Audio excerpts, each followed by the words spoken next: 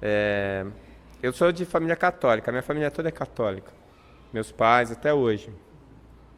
Minha mãe até ela entrou em crise de consciência quando eu entrei para o Espiritismo, porque eu comecei a escrever livro, fazer palestra, e ela falava assim, mas meu filho, agora eu tenho, você acredita em reencarnação, eu leio o que você escreve, eu acho que você está certo, mas eu continuo católica, como é que fica? Né? Não fica, mãe, tem tanto católico que acredita em reencarnação, você não vai fazer muita diferença, né? Mas nessa minha formação católica, tinha uma coisa que me incomodava bastante, que era essa história de Jesus ser Deus, né? E tinha a história da Santíssima Trindade. Eu não sei se vocês lembram disso, que não é a Trindade Universal que acabou de falar o Gervásio. A Santíssima Trindade era assim, que é o Pai, o Filho e o Espírito Santo. Quando a gente faz o sinal da cruz, era o Pai, o Filho e o Espírito Santo, dizendo que era a mesma coisa.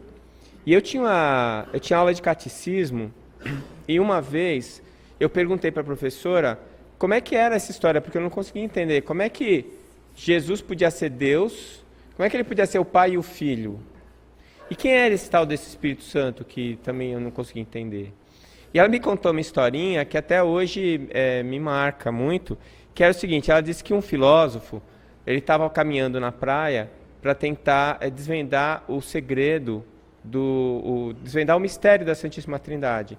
E ele vinha estudando e pensando sobre quais as possibilidades e como é que aquilo podia ser daquele jeito e como é que ele podia desvendar esse mistério. E aí ao longe assim ele viu um garotinho assim pequenininho e o garotinho corria na praia, na água do mar, voltava e mexia, se agachava e mexia em alguma coisa na areia. Voltava, ia até a água, pegava alguma coisa, voltava e ele se aproximou e ele percebeu que o menino tinha um dedal. Esse dedal que protege o dedo da costureira, não sei nem se usa mais isso. E ele ia com o dedal na água do mar, pegava, enchia o dedal, ia até um buraquinho que tinha na areia e jogava a água dentro do buraquinho. Aí o filósofo olhou para ele e falou assim, o que você está fazendo? Aí o gurizinho virou para ele e falou assim, eu vou pegar toda a água do mar com esse dedal e vou colocar dentro desse buraco.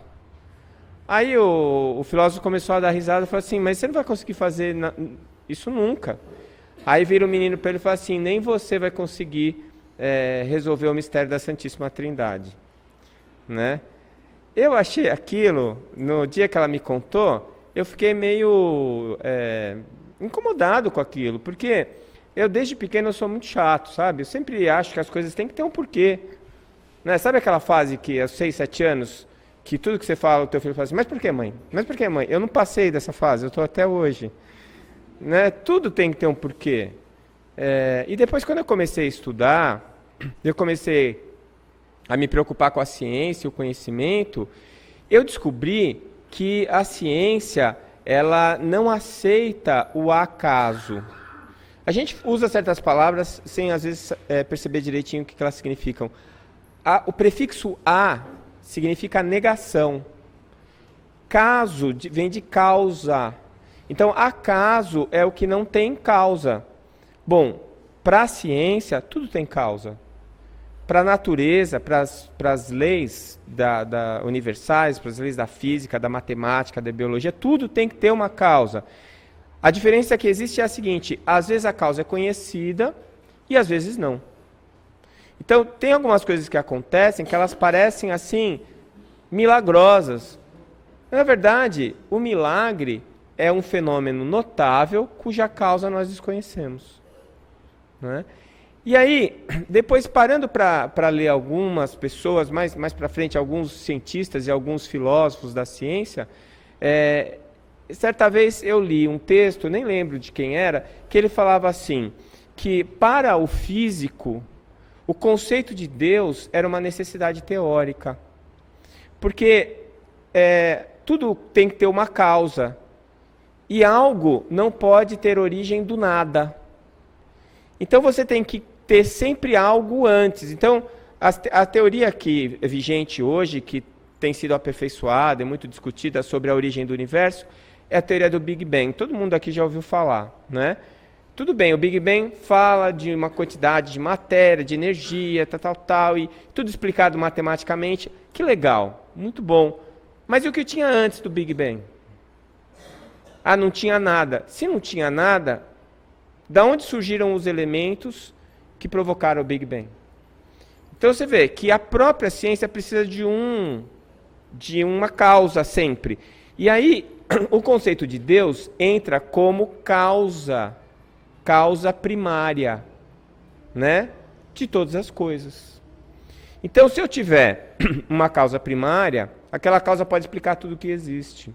Eu tenho a necessidade teórica de incluir uma causa primária, mesmo que eu utilize essa causa apenas como um conceito, né? Então, quando eu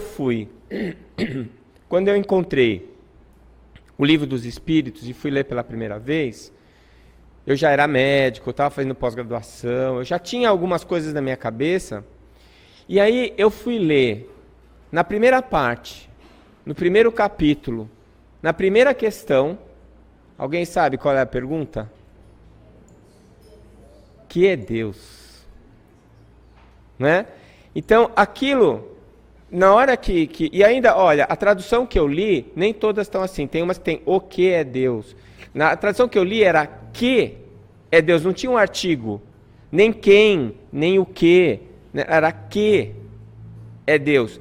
E aí vem a resposta, causa primária e origem de todas as coisas. Pronto, eu já era espírita. Na primeira questão do primeiro do livro, da primeira parte, por quê? Porque aquilo era um conceito científico que era colocado de uma maneira muito clara e que é uma necessidade teórica.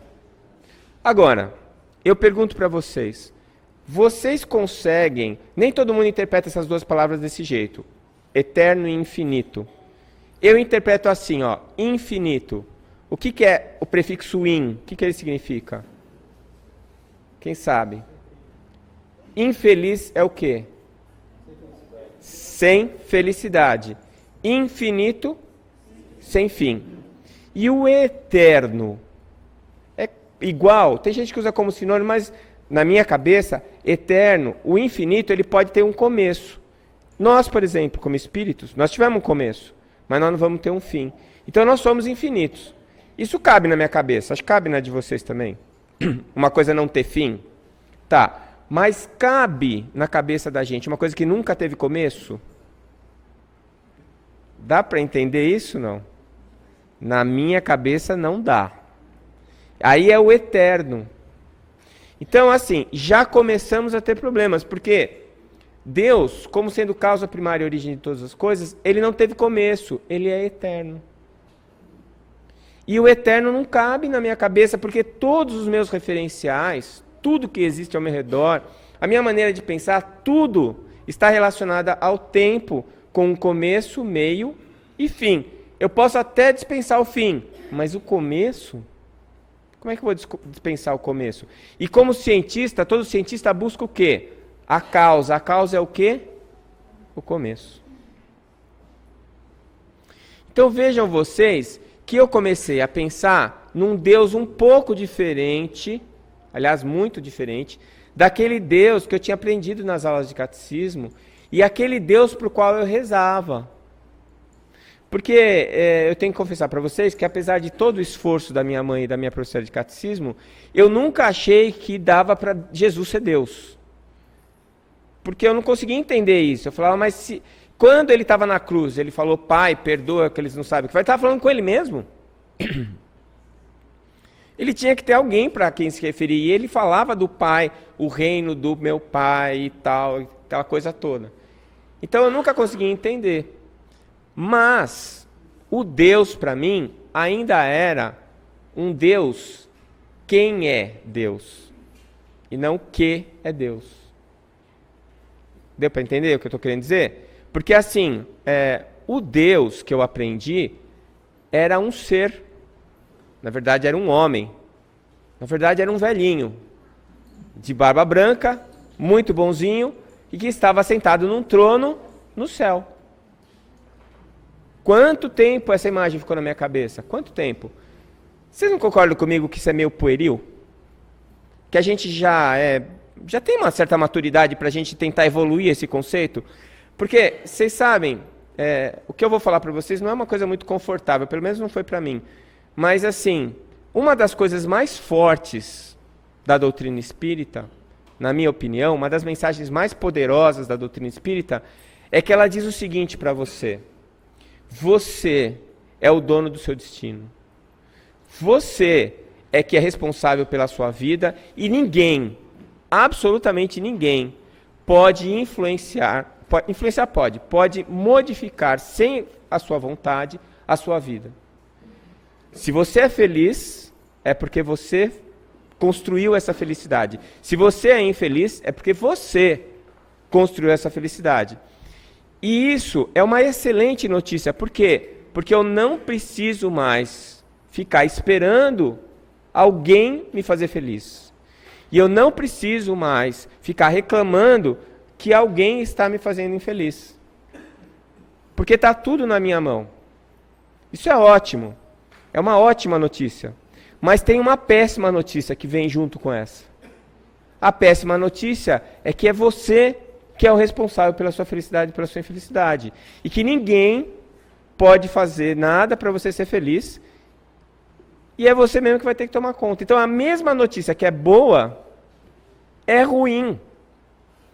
Porque o que a gente fazia com esse conceito do Deus velhinho? Deus sabe o que faz. Deus vai me ajudar. Deus vai me dar essa graça. Deus vai resolver esse problema para mim. Porque Deus, você quer, coitado do cara. Você já imaginou todas as almas do universo, e eu acho que devem ter muitos universos, todo mundo falando na orelha dele, e pedindo um carro, uma casa, pedindo uma graça, pedindo um... Concorda que tem alguma coisa errada aí? A coisa errada é a seguinte: a gente sempre gostou de terceirizar a nossa vida. É muito mais fácil eu reclamar de alguém e dizer que a minha vida é uma droga porque esse alguém me fez infeliz, do que eu assumir que eu errei e por isso eu sou infeliz.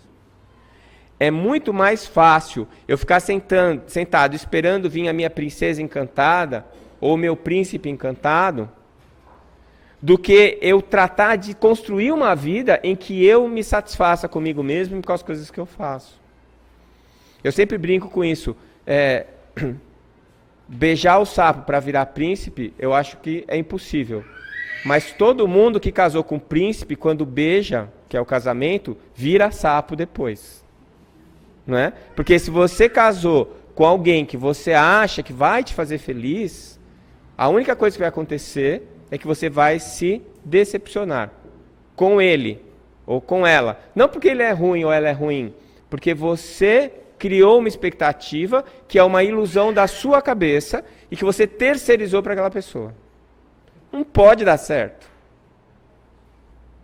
Não dá para dar certo. Então, aí como era todo mundo só falando com Deus, aí o que aconteceu? Eles criaram assim uns ajudantes para Deus, são os santos. Então, em vez de eu rezar direto para Deus, porque ele é o chefão, eu rezo para alguém que está muito perto dele. O ouvido mais doído depois de Deus deve ser o de Maria, que é a mãe de Deus. Quer dizer, como é que pode ter mãe alguém que sempre existiu? Né? Então, veja como as coisas começam a ficar complicadas. E isso daí foi gerando alguns conflitos em mim, mas algumas conclusões boas. Né? Então, vejam vocês. O Deus antropomórfico, o que significa isso? É um Deus com jeito de homem, que aí é um ser perfeito. Ser perfeito, nós todos vamos ser. E nem por isso nós vamos ser Deus. A evolução vai nos levar à perfeição. Quando nós formos perfeitos, nós vamos ser Deus? Não. Por quê? Porque nós somos seres infinitos e Deus é eterno. E mais, nós somos seres, Deus não é um ser. Deus é mais do que um ser. Não dá para a gente conceituar Deus? Alguém consegue me explicar o que é Deus? Eu acho que explicar Deus é mais arrogante do que negar. Como é que eu posso explicar alguém ou algo que me criou? Né? O Beto Roden, que é um filósofo brasileiro, que escreveu coisas muito bonitas, ele dizia certa vez que Deus seria esse que em tua consciência coubesse. O mar circunscrito a uma concha ainda seria mar? Se vocês nunca tivessem visto o mar na vida, eu vim de Santos, né? Me mudei para cá faz 4 anos. Se eu tivesse trazido na mala um copo de água do mar, e eu chegasse aqui para vocês e falasse assim, olha, eu vou mostrar o mar para vocês, e colocasse o copo em cima da mesa, vocês iam saber o que é o mar? Se você estiver na praia, de frente para o mar, olhando para o mar, você sabe o que é o mar? Não sabe. Se você estiver numa espaçonave orbitando o planeta, você vai ter uma boa ideia do que é o oceano, né? Do que é o mar. Então, Deus não cabe dentro da nossa cabeça. Nós somos infinitamente pequenos e ignorantes para conseguir conceituar ou explicar Deus. Mas nem por isso a gente precisa ignorar Ele, nem tentar passar por cima do conceito de Deus, de alguma coisa que nos dê uma referência dele. Porque apesar de nós estarmos muito distante dele, ele está muito próximo de nós. Então, Deus deixou de ser para mim um homem, um ser. Né? E isso foi um grande trauma para mim. Porque eu rezava para Deus resolver os meus problemas. Né? Aí depois com o Espiritismo eu rezo para o Dr. Bezerra. Né? O Dr. Bezerra está mais perto, vai ficar mais fácil. Né? Mas Deus não é mais, a onipotência e a onipresença de Deus na minha cabeça, não é a onipotência ou a onipresença de você chegar para mim e falar assim, será que Deus sabe o número do seu CPF? Será que Deus sabe quanto você ganha por mês? Será que Deus sabe se você tomou banho hoje? Se você se alimentou direito? Sinceramente, eu acho que isso é uma coisa meio infantil, eu pensar nisso. Né? Porque assim, Deus é um conceito muito mais amplo e gigantesco para ele ter a onisciência de saber coisas do meu dia a dia. Né? Será que ele tem consciência da minha existência? Sim. Mas será que ele sabe que eu chamo Décio, que eu moro na Rua Jocondo, que eu me mudei para... Não. Porque isso é irrelevante. Isso não muda o universo, isso não muda as coisas, isso não muda a minha vida. Porque quem muda a minha vida sou eu. Porque ele deu para os seres vivos e para os seres inteligentes o livre-arbítrio. E o livre-arbítrio é exatamente o que a palavra diz, livre-arbítrio, escolha livre. Eu escolho o que eu quiser escolher. E a partir dessas escolhas, eu aprendo. Porque se eu escolho certo, eu tenho bons resultados, aquilo me faz bem, eu repito, falo, deu certo, isso é legal. Se eu escolho errado, aquilo traz más consequências, eu sofro com aquilo, não vou fazer mais. Né? Então, a tentativa e erro, ela é o produto do meu livre-arbítrio. E é o mecanismo pelo qual eu aprendo. E aprendendo, eu evoluo. Evoluindo, eu vou ampliando a minha consciência. Quanto maior a minha consciência, mais eu percebo, mais eu amplio o meu livre-arbítrio, maior é a responsabilidade dos atos das coisas que eu escolho. Né? Então, Deus para mim é algo, ele é um conceito na minha cabeça, mas ele não é uma pessoa. Então, como é que eu vou pensar em Deus se ele é uma coisa que eu não consigo abstrair na minha cabeça? Bom, quem é que está mais perto dele que eu conheço? Jesus. Não é? Então, eu vou colocar a imagem de Deus em Jesus. E onde é que fica o Espírito Santo? De vez em quando aparece alguém que traz mensagens de Deus. Né? Quem é que falou com Maomé? Como é que Maomé recebeu as mensagens? Mediunidade ou não? Eu estou errado? Foi mediunidade. E quais os outros profetas todos que vieram e que trouxeram mensagens? Mensagens de Deus. Eram médiuns que estavam manifestando a presença de espíritos. Então, os espíritos do bem é o Espírito Santo. E se fosse um espírito perturbado, primitivo, aí já é o demônio, é do outro time, já não é com a gente. Então, vejam bem, 3 coisas difíceis. A única coisa fácil da gente entender era Jesus, porque ele estava encarnado, era ele, estava lá, todo mundo viu. Ele mudou a história do planeta, é antes e depois dele. Tem um monte de coisas sobre o que ele escreveu, ele ensinou um monte de coisa pra gente. Fácil. Bom, vamos atrelar o conceito de Deus, que ninguém vai entender mesmo, e vamos colocar o Espírito Santo junto, Santíssima Trindade. E aí, se alguém perguntar, você fala que é impossível. Aí conta a história do menininho na praia. Não é? Será que a gente ainda não pode resolver esse problema? Será que a gente ainda não tem condições de dividir essas 3 coisas? Eu acho que tem. Entender Deus? Não. Né? Eu acho que o máximo que a gente pode chegar de Deus é exatamente o que está na primeira pergunta, é a resposta que está na primeira pergunta da primeira parte do Livro dos Espíritos. Que é Deus? Origem e causa primária de todas as coisas. Pronto. O resto é com a gente. E o meu referencial? Jesus. Por quê? Porque é o chefe do planeta, porque ele está em contato conosco, porque ele já esteve encarnado aqui, que aliás deve ter sido muito doloroso.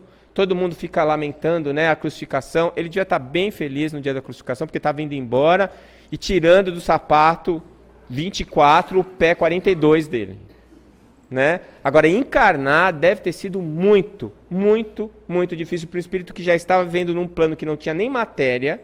Ele vinha descendo, descendo, descendo, descendo, descendo, até chegar num plano de luz coagulada, de matéria materializada, como é desse nosso planeta.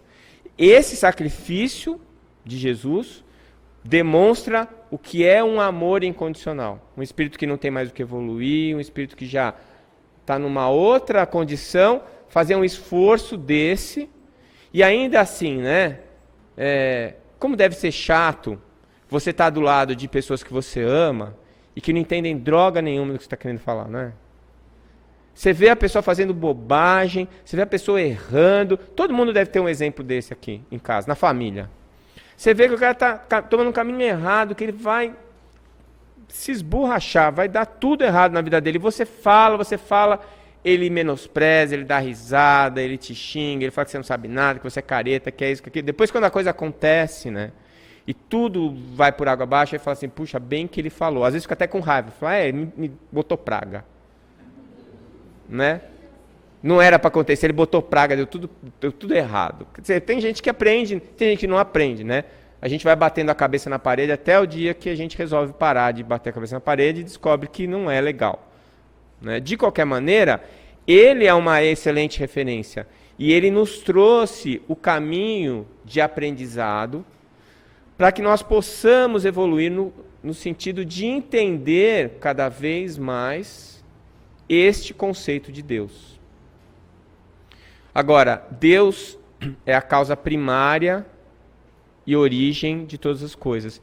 Ele não é a causa imediata de todas as coisas. Então, tudo que eu perguntar para você, e perguntar assim, quem criou isso? Você falar, Deus criou, não está errado. Mas não é a tradução mais pura da verdade. Por exemplo, Deus criou essa casa? Foi Deus que criou? Ele criou o pedreiro, ele criou o planeta, então ele criou a casa. Causa primária. Ele não veio aqui, botou o tijolo, não foi. Nem veio aqui e fez assim, plim, e nasceu, a casa ficou pronta. Alguém veio aqui, alguém desenhou, alguém fez os cálculos, alguém trabalhou, deve ter suado bastante para fazer a casa acontecer. Né? Então, a causa imediata do prédio foram as pessoas que trabalharam nele. Deus criou você? Sim. A sua alma? Sim. O seu corpo? Sim. A causa primária de todas as coisas. Mas ele não criou você, ele não é a causa imediata. A causa imediata do seu corpo hoje é a sua alma. Quando você reencarnou, você pegou o material genético do seu pai e da sua mãe e você impôs, você influenciou aquele material genético de maneira que você tivesse o corpo que você tem hoje, com as facilidades que você tem, as doenças que você tem, as habilidades que você tem. Então não adianta reclamar para Deus. Bem que eu podia ter nascido com o olho azul. Bem que eu podia ser mais alto. Bem que eu podia ser mais magro. Não adianta. Porque foi você que fez desse jeito. E fez porque era o que você podia fazer. E olha que tinha gente te ajudando. Tinha muita gente te ajudando. E não era Deus. Eram outros espíritos como você, mais adiantados, que tinham condições de te ajudar a planejar essa experiência que você está tendo hoje. Então, você é a causa imediata do seu corpo. E a causa imediata da sua alma? A evolução do princípio inteligente. O princípio inteligente foi criado por Deus, que é causa primária e origem de todas as coisas. Mas ele passou por tantos processos de aprendizado, tantos, até chegar no momento de poder formar um ser hominal, um ser que pensa e que tem raciocínio contínuo, que é o nosso caso, né? Que isso é o resultado de todas as leis naturais. Então, essa minha tese prova que Deus não é brasileiro, porque ele fez leis que são cumpridas, e ele fez leis perfeitas. Não é a nossa especialidade, né? Então, se ele era brasileiro, nós desvirtuamos bastante do caminho desde que ele começou. Porque se uma lei é perfeita, ela é invariável. Né? Ela não varia. Não varia por quê? Porque é perfeita. E as leis perfeitas, elas conduzem à perfeição. E é o que acontece conosco. Né? Ele criou o mal? Deus criou o mal? Olha, se nós, que somos tão medíocres, se a gente fosse fazer qualquer coisa, a gente não ia criar o mal, você acha que Deus vai criar? É que o mal, ele não existe. Ele não é o antagonismo do bem. O mal é a ausência do bem. O mal é a ignorância. Como não existe o contrário de felicidade. Por isso que a gente usa a palavra infelicidade. Infelicidade é a ausência de felicidade. Já a alegria tem contrário, é a tristeza. Porque a alegria é rápida, passa. A tristeza também. Então eu posso estar triste e ser feliz. Eu posso estar alegre e ser infeliz. Né? Mas a felicidade é algo construído com a minha evolução e com o meu aprendizado, por tentativa e erro, das minhas várias existências. Como a escuridão é a ausência da luz. Então, o que Deus criou? O que este conceito criou? Ele criou as leis perfeitas. E a inteligência que evolui à perfeição. Então, nessa evolução à perfeição, ela começa sem saber nada, mas com a capacidade de ser perfeita. Então, é 100% de potência, 0% de desenvolvimento. Conforme ela vai se desenvolvendo, a potencialidade vai cedendo ao progresso realizado. Então, vai chegar um momento que você é 50% realizado, 50% potencial. E um dia, a gente vai chegar como seres angelicais de 100% de realização, porque nós vamos ser perfeitos. Neste caminho, nós, enquanto tivermos uma porção a realizar, uma porção ainda potencial, essa porção é uma porção não desenvolvida, e é o que nós chamamos de mal. A palavra que eu acho mais propícia não seria nem mal, maldade, seria ignorância. Você ignora que aquilo é necessário. Você ignora que aquilo é bom. Você ignora que aquela atitude ela está te prejudicando, não prejudicando o outro. Que é uma coisa muito comum entre a gente. Né? A gente fica com raiva de uma pessoa, fica rogando praga. Assim, ele vai se quebrar, não sei o quê. Mal sabe você que a praga que você está rogando está desequilibrando o seu perispírito. E que se ele gosta de você, não vai acontecer nada com ele, só com você. Então, é muito engraçado, porque a gente quer que o outro morra e toma o veneno. Você toma o veneno e fica torcendo para ele morrer. Mas quem vai morrer é você. Você que tomou o veneno. Isso é ou não é ignorância?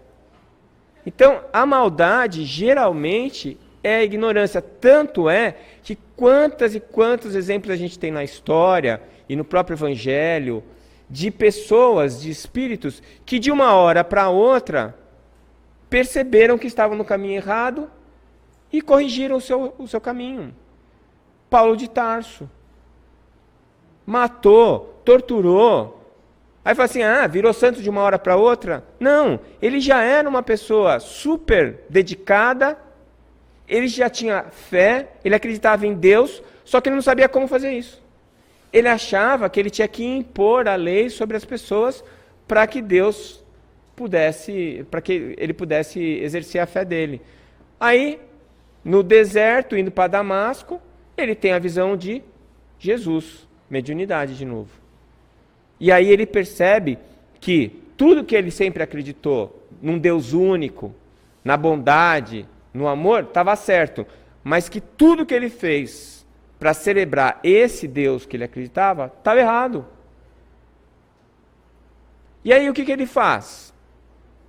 Ele fica chorando, sentado no deserto? Ele dá um tiro na cabeça? Ele se mata? Ele fala, eu não presto para nada, vai para o inferno? Não. Ele se ajoelha e fala assim, Senhor, o que queres que eu faça? Porque ele sabe que ele é ignorante. E no momento em que ele toma consciência, ele não lamenta a ignorância, ele aprende. Então essa é a grande diferença entre a culpa e a responsabilidade. E é o que Jesus nos pede. É o que ele sempre nos pediu. Ele não quer que nós nos sintamos culpados. Ele quer que nós nos sintamos responsáveis. Porque a responsabilidade nos movimenta, nos motiva para que nós façamos a correção daquilo que nós erramos. E que nós tenhamos força para continuar aprendendo e crescendo cada vez mais. A culpa, ela nos condena e nos paralisa. A gente fica parado, chorando aquilo que nós fizemos. E geralmente isso não recupera o mal que nós fizemos e gera mais mal para nós mesmos. Então, essa história de um Deus que pune, né? Vocês já ouviram falar isso? Eu sou temente a Deus. A palavra temente vem da onde? Ter medo. Eu estou sendo punido por Deus. Será que Deus pune? Vocês estão percebendo como a gente usou essa antropomorfia de Deus para a gente se justificar para algumas coisas?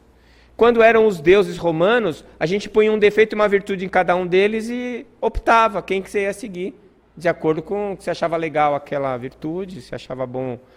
Eu tenho esse erro também, eu tenho esse defeito também, eu vou seguir esse Deus que tem o mesmo defeito que eu, que assim ele não me critica. Né? Aí acabou, puseram um Deus único, a gente deu um jeitinho de adaptar essa situação. Então a gente colocou um Deus que está ali. Né? Essa tradição judaico-cristã do Deus punitivo, que gerou o temor a Deus, isso daí está na hora da gente jogar fora isso. Isso não nos trouxe nada de bom. Na pior das hipóteses, a gente deposita tudo na mão de Deus, né? Como é que tinha uma musiquinha que cantava na igreja, né? Coloca na mão de Deus e vai. Vai para onde? Se colocou tudo na mão de Deus, você não vai para lugar nenhum. Não é? Ele já botou todas as coisas, já arrumou tudo bonitinho. É você que tem que ir, meu Deus. Não é? Pega da mão de Deus e vai. Aí sim, tinha que mudar aquela musiquinha lá. Não é? Porque é você que faz o seu caminho. Sabendo que você vai errar. Mas tendo disposição para começar de novo quando você percebeu que errou. Tendo disposição para pedir perdão para as pessoas que você prejudicou. Sem ficar se lamentando pelos erros cometidos, mas se arrependendo deles. O arrependimento é um processo, é uma parte importante do processo de aprendizado. A gente só aprende depois que a gente erra. Então, a gente erra, percebe que errou, reconhece o erro, se arrepende, tenta corrigir o erro e aí nós aprendemos. Numa situação semelhante lá no futuro, nós não vamos fazer de novo o mesmo erro. Então, a minha proposta hoje para vocês é deste Deus conceito. Não um Deus ser, não um Deus pessoa. Um Deus causa primária e origem de todas as coisas que não cabe na minha cabeça. Mas Jesus cabe na minha cabeça. As palavras dele cabem na minha cabeça. Os conceitos que ele trouxe cabem na minha cabeça. E se eu seguir esses conselhos, se eu seguir essas informações, essas orientações, um dia eu vou estar diante deste Deus conceito e vou conseguir compreender o que ele é, ou o que ele é. Vou conseguir compreender que ele é e como tudo acontece em todos os lugares. Né? Vou conseguir compreender que o tempo não existe, porque ele é eterno e ele sempre existiu. Vou conseguir compreender como ele arquitetou um universo de leis perfeitas que, de uma maneira ou de outra, apesar do meu livre-arbítrio, eu vou acabar dando certo. Por mais decisões erradas que eu tome na minha vida ou nas minhas vidas, as leis naturais me colocam de volta no rumo. Como pastor que vê a ovelha saindo do rebanho e dá uma cutucada no rosto dela com a vara para ela voltar para o rebanho. Porque a cutucada dói, mas se ela sair do rebanho, ela se perde. Se ela se perder, ela morre. Então, quando a gente se desvia da lei, essa lei tem uma reação, essa reação nos dá um tranco e a gente volta para o caminho. Então, esse Deus, né, que depois de todas essas reflexões, eu parei de rezar para Deus. Eu rezo para Jesus, que é mais fácil. E quando eu estou muito apurado, eu rezo para o Dr. Bezerra, que está mais pertinho um pouquinho que Jesus. Né? Mas eu não deixo de pensar em Deus, porque eu não consigo entendê-lo, mas eu já posso senti-lo. E aí, quando você vê um pôr de sol de Campo Grande, por exemplo, quando você vê aquela lua cheia, quando dá a lua cheia que aparece no final da Afonso Pena, aquela lua que é deste tamanho, que dá até uma taquicardia, que parece que o mundo vai acabar de tão grande que ela é, aí nessa hora você sente Deus. Porque a gente não entende Ele, mas a gente sente, porque Ele faz parte da gente. Nós fazemos parte dele, na verdade. Nós existimos e nos movemos em Deus. Então ficou mais legal esse Deus conceito, e ficou mais fácil para mim conversar com esse Jesus que está muito mais perto de mim e que me entende mais, porque ele me viu e ele está me ensinando, está tentando me ensinar o caminho certo para eu ser feliz. Né? Então, com isso eu encerro agradecendo a paciência de vocês e essa consideração toda aí que eu tenho certeza que eu não mereço, mas que me traz muita gratidão no coração. Muito obrigado.